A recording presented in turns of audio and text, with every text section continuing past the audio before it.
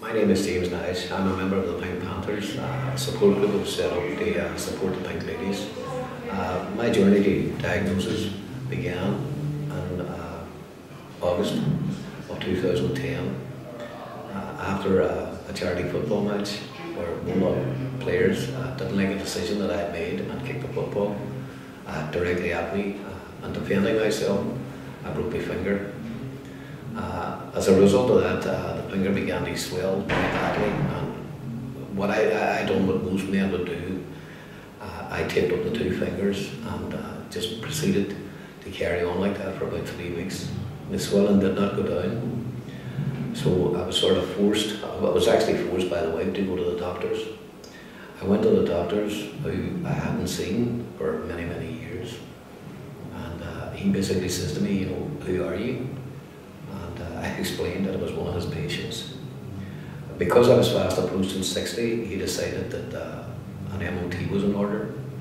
So he ordered me, he told me that he had put me on to get my bloods, and he also organised an ECG for 2 o'clock that afternoon. He told me then to ring up on Wednesday, and if I get the blood results. I didn't ring up on Wednesday, I completely ignored it. Come Friday then, I got a phone call from the doctor who told me he wanted to see me in the surgery. When I went up to surgery and to the doctor, the first thing he said to me was, do you know anything about platelets?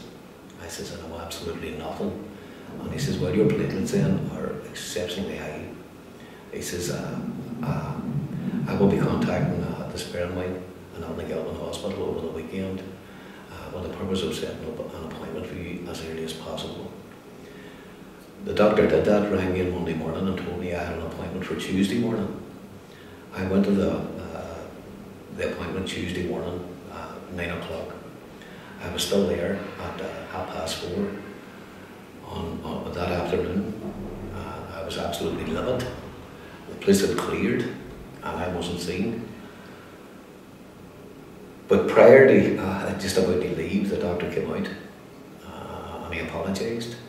He explained that there was things that he was trying to put in place for me, that in his opinion it was absolutely essential that I be medicated before I leave the hospital.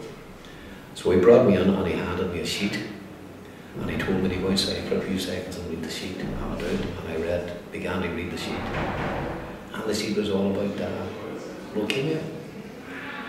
So I began to get very frightened. I was scared. And I stopped reading. My wife, who was also reading material at the same time, began to cry. The doctor then came out and brought me back in. He asked me, had I read the material? I told him I had read some, and that it scared the hell out of me. He said then, well, the good news is, he says, you don't have leukemia. And I says, thank God for that. He says, but the results were bad news. He says, if you're talking about a cancer ladder, he says, you have a thing called essential thrombosis. And he says, if the ladder is there, he says, you'll be one step off the ladder. He says, that's the good news.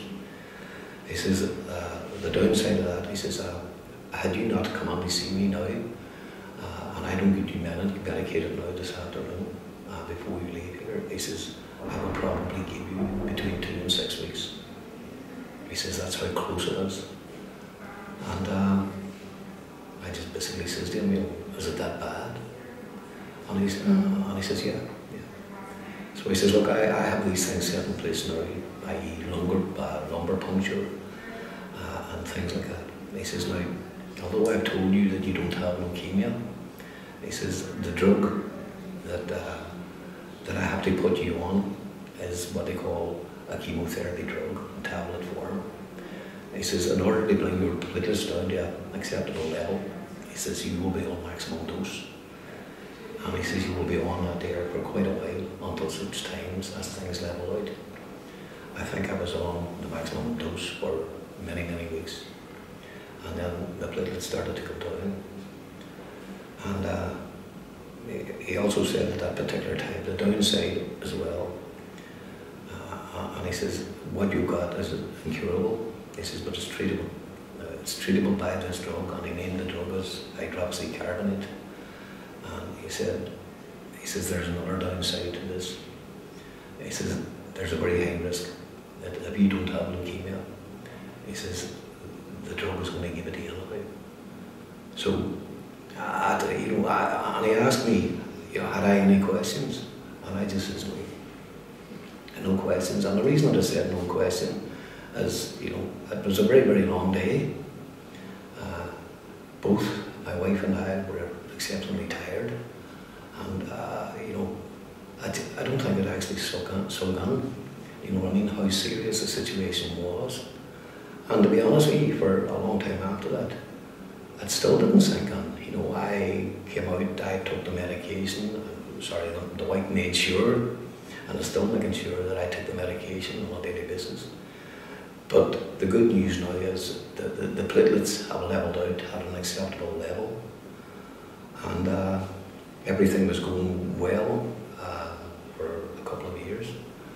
And then in March of this year, I had a very significant weight loss, somewhere in the region of 2.5 stone. And on further investigations at Elgin Hospital, they discovered that I had fibrosis. Initially, they thought that fibrosis was on the inside of the wall of the lung. It turned out that it wasn't, it was on the outside, and I was told that that was not too bad.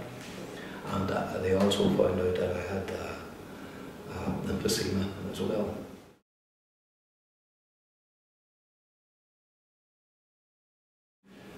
Basically, because I had the warning signs, I had the information at least 18 months before that. Mm-hmm. I was standing in a bar on Beechwood Avenue, and I was standing scratching my back against the wall, and a friend of mine came out and says, "You've been doing that quite a lot recently." And I says, yeah. I says, not only that, I says, when I go to bed at night and I put on my PJs, the wife has basically got to scratch the whole back, before I can get to sleep. And he says to me, that's only to do your blood. And I ignored that, so it just shows you the signs were there, the information was there, and I chose not, I just basically chose to ignore it. Now, what I would say to all young people, get to know your body. Get to know it well, and your body will speak. And when your body tells you that there's something wrong, don't do what I do. Don't bury your head in the sand, you know what I mean? Go see your doctor. Your doctor will be extremely pleased to see you.